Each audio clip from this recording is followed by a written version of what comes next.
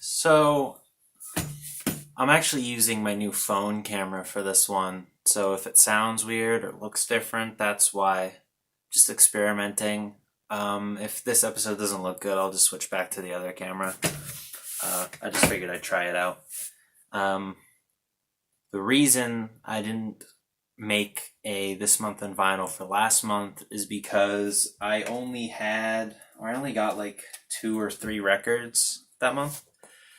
So I figured it'd be like I kind of just put it off because I also switched back to first shift because of this fucking coronavirus bullshit, but also because of the coronavirus, I ended up buying a lot more shit online because that's what you do when you're stuck inside all day. So, in mostly chronological order, I'm just gonna flip this around. And starting off, I'm gonna try and go through these quick. I say that every time, but you know what I mean. First up is the Fooly Cooly Progressive Alternative soundtrack by The Pillows. I've never seen seasons 2 and 3 of Fooly Cooly, but I'm very familiar with The Pillows, which is why I bought this. So, if any of you anime fans are reeing in the audience about how that this show is bad, I don't really care. I guess I was talking about this a little while ago, where I was like, I like the Pillows more than I like Fooly Cooly. I guess I like Fooly Cooly a lot. Don't get me wrong, but I really like the Pillows. So I don't mind having, like, even though this is technically a soundtrack for a bad show, it's still The Pillows and it's still good, you know?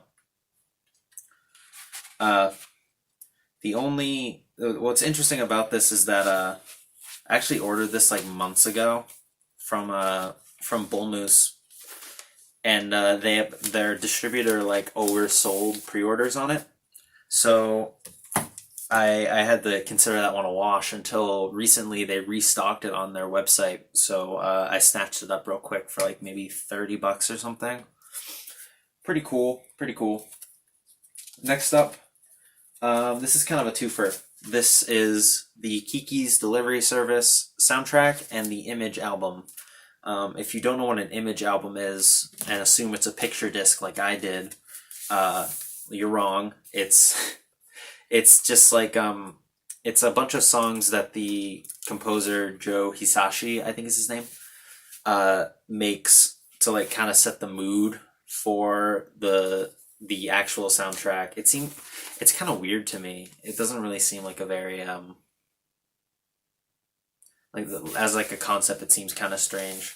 But these soundtracks, they're just on standard black. But Kiki's Delivery Service, I say this all the time, but if you're not aware, Kiki's Delivery Service is probably like one of my favorite movies. Definitely my favorite Ghibli film. And I'd wanted the soundtrack for this on vinyl for a long time, and I actually checked. This is a repress. It was pressed back in the '80s. It was actually the last Ghibli soundtrack to be pressed to vinyl, and it was going for sale at around the high hundreds and the low thousands. So yeah, I definitely wasn't gonna get that. These weren't cheap though. Like compared to that, they were compared to the aftermarket prices for the first press. These are cheap, but for both of these, it was around like 80, 90 to $100, and that's the thing. I guess it's just like weird import like prices or whatever, but like Ghibli soundtracks are stupid expensive. They gouge the shit out of you with them. Maybe it's just the prestige, but yeah, like $50 for a single LP is kind of is a bit much, especially for a new press.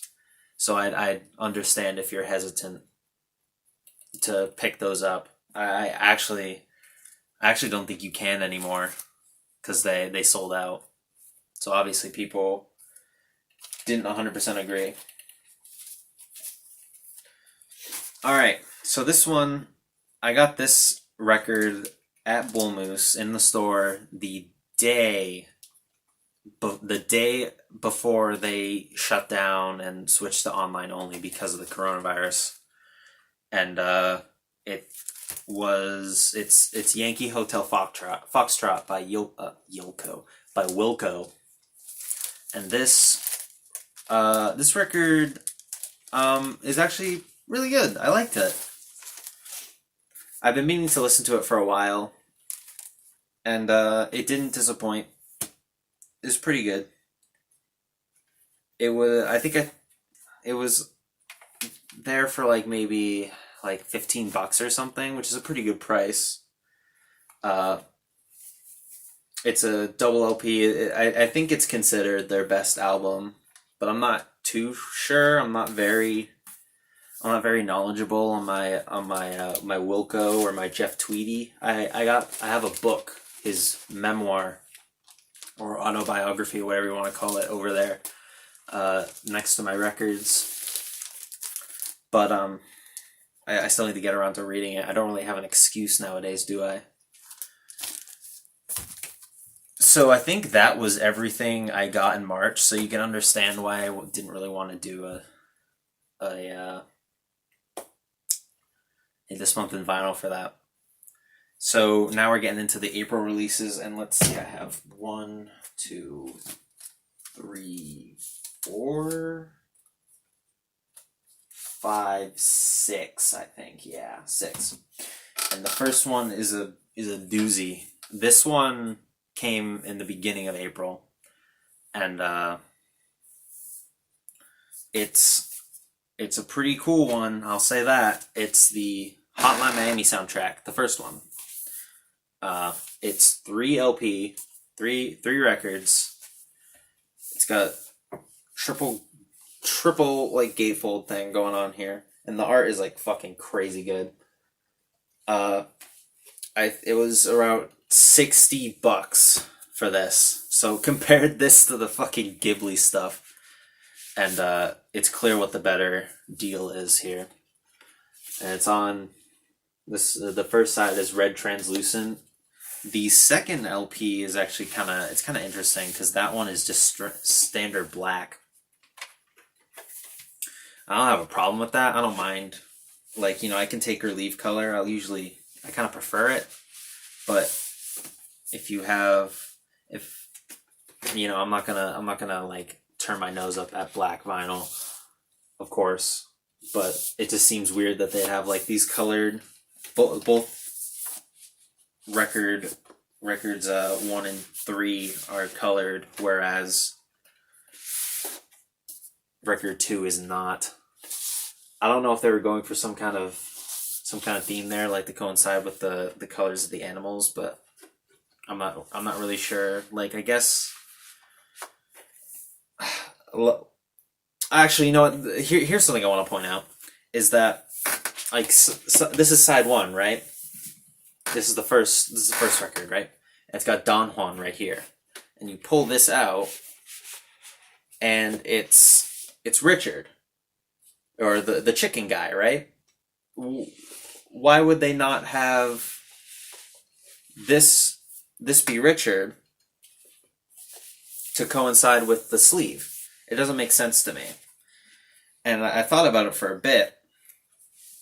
I was like, oh, it's set up like to how they're standing in the game. Okay, that makes sense. But then why not have record 1 be Don Juan? Because they want Richard to be the one on record 1. That doesn't.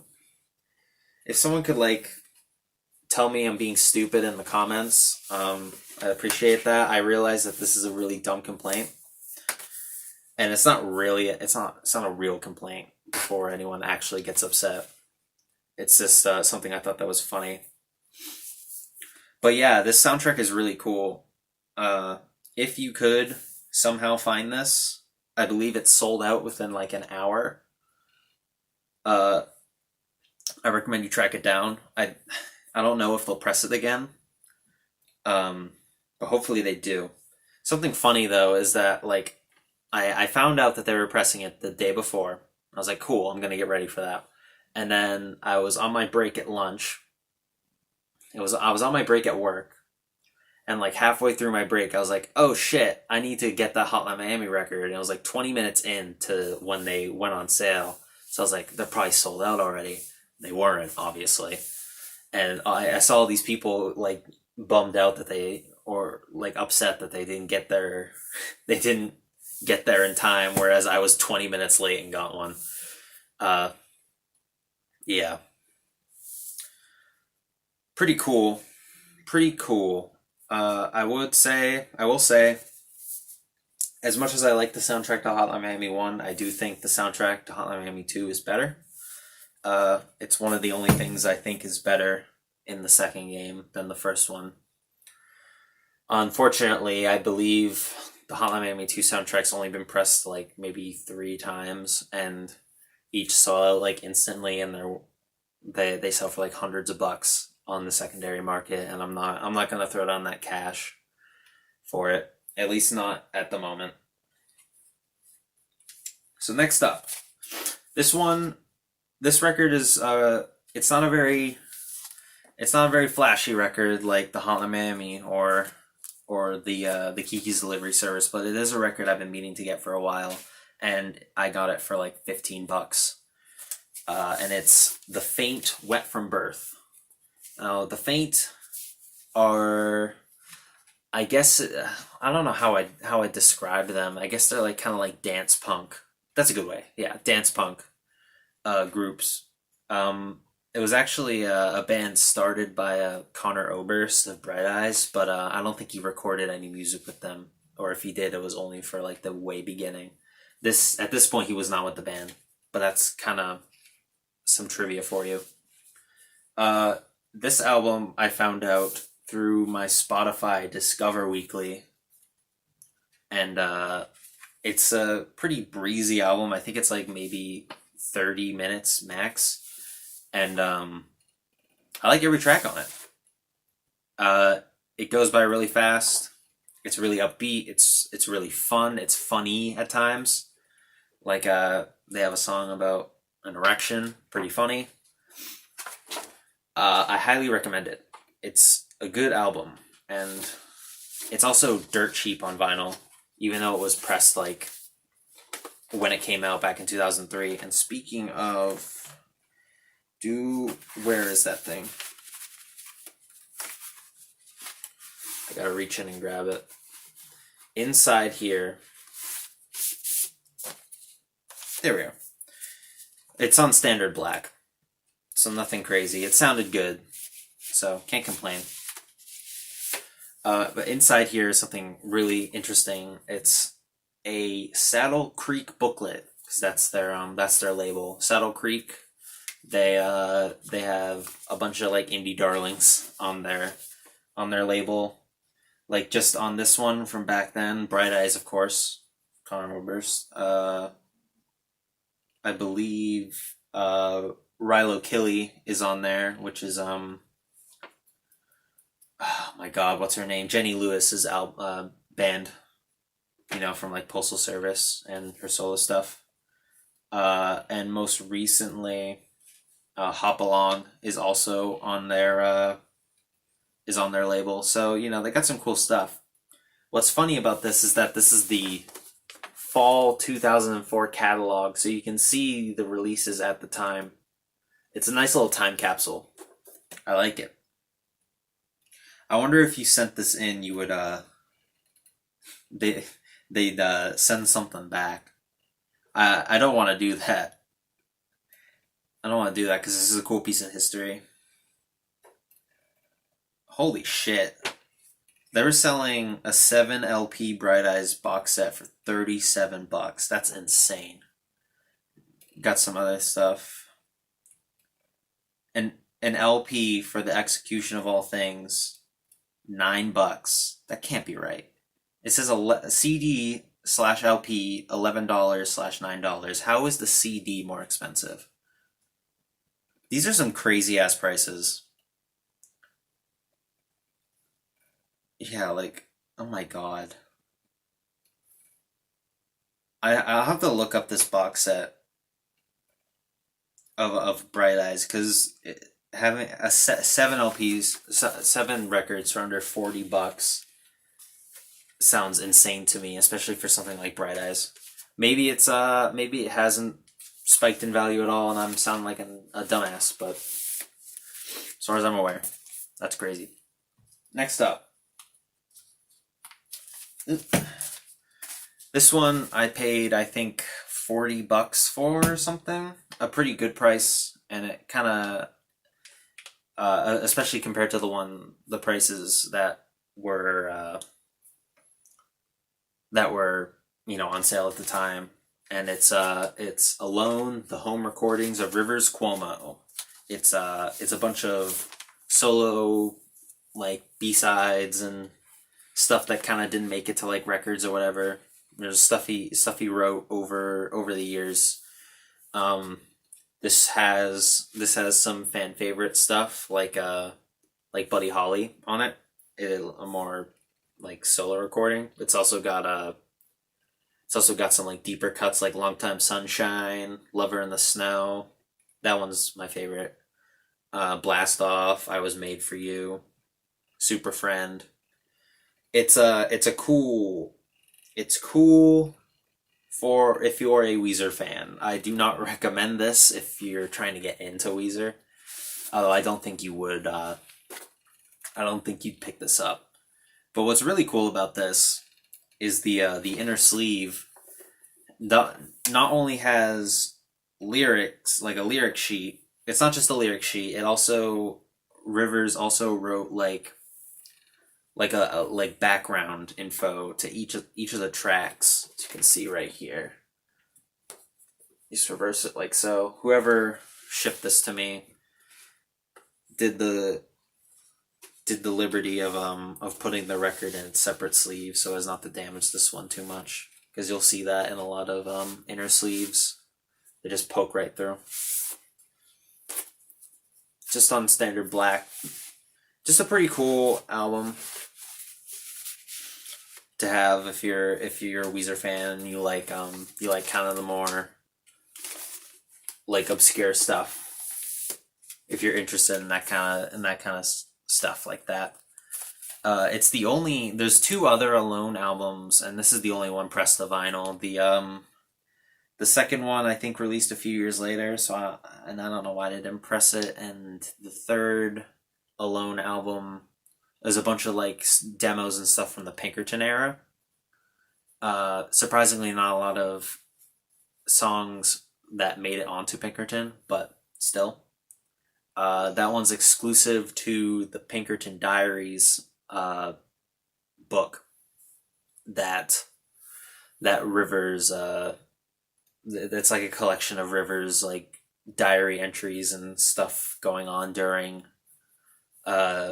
like before like immediately after the Blue album, before Pinkerton, during and after. If you're into Pinkerton at all, you gotta track that book down. It is it's very important if you're a Pinkerton fan like myself. All right. Next up, this is probably going to go down as one of my weirdest records I've ever had, and it's the Stone Roses self-titled debut. Now, this album itself is not weird in the slightest. It is a very great, very solid like Britpop album from from '89. I highly recommend you listen to it because it's kind of like the Faint's Wet from Birth. It just for something about this album is really easy to listen to. It's really easy to go from track one to the final track. I don't know the track number off the top of my head because every single release I've listened to has a different set of bonus tracks. But the reason why this is one of my the weirdest releases I have is because of this. It is a blank, like black sleeve that comes from the top. You take the records out. And it's 2 LP, and like the cover is like the separate like, what is it? Funky noise, like more hard. What am I blanking on the word? Just like a more sturdy piece of paper, and it has the track listing on the other side. Like what the back side of the regular LP would look like. I keep calling it LP this time. I don't know why. So the reason why this is weird, I'm not entirely sure. I've heard people say online that I heard people say, I saw one guy commenting on the Discogs release of this that it may be an unofficial release. I'm not sure about that. It was pressed in Japan in 94. And the only way you would know, or I guess 95 is what it looks like on the copyright date. The only way you would know that this was a Japanese press is this the Japanese text at the bottom of with the copyright date saying 95. And the reason I got this version is because I heard it was one of the better sounding ones. This is apparently a album that suffers from some bad pressings. Apparently, the definitive press is I believe the second UK pressing, which is on 245 RPM records, which I actually did buy, but I got it as a Christmas gift from my friend Brian.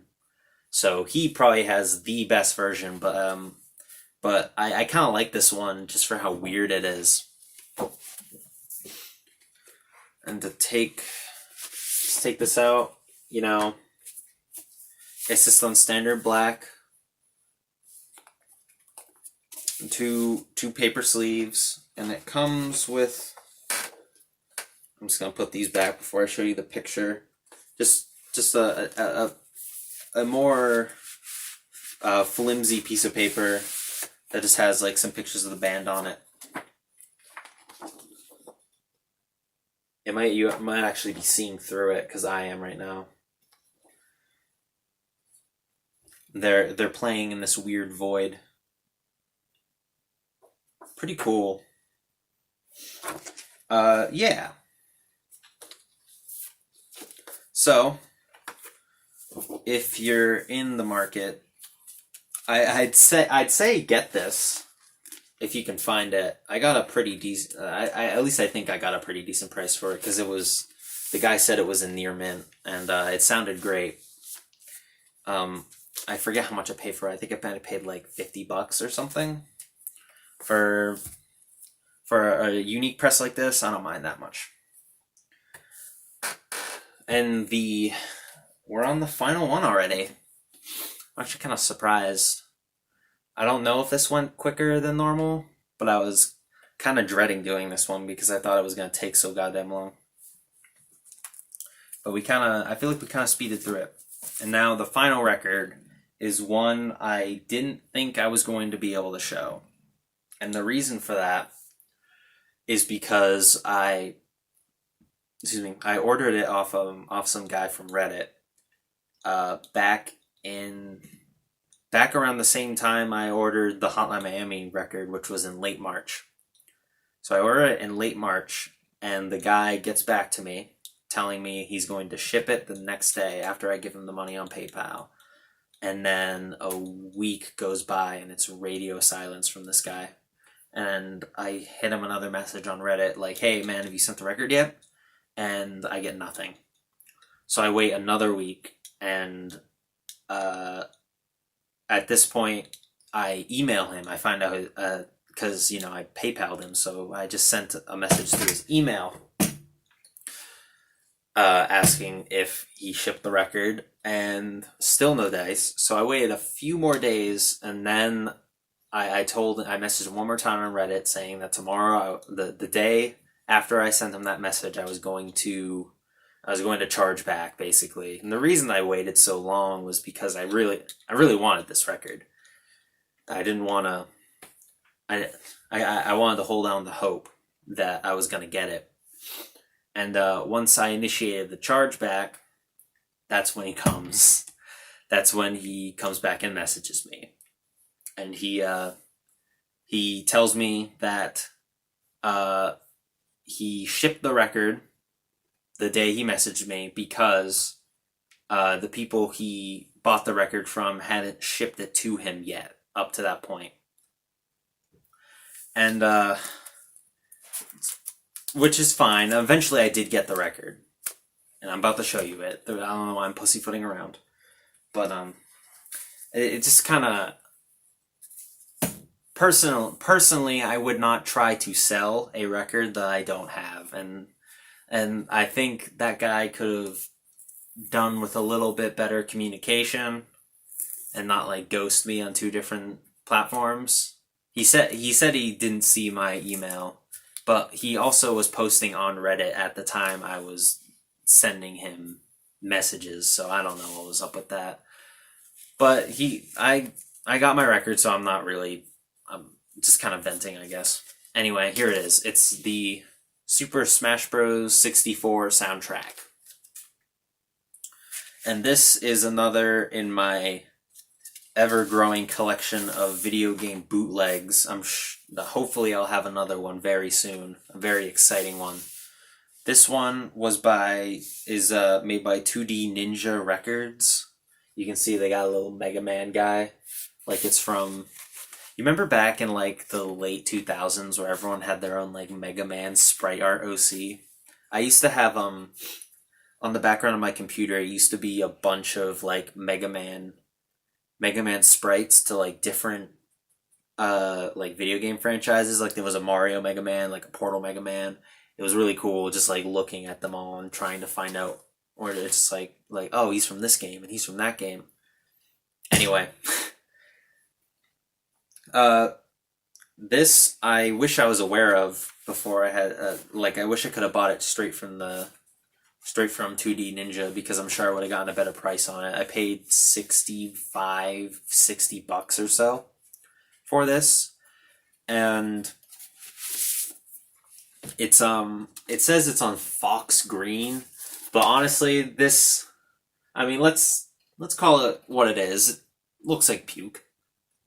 I don't really mind. I think it's kind of funny, the color.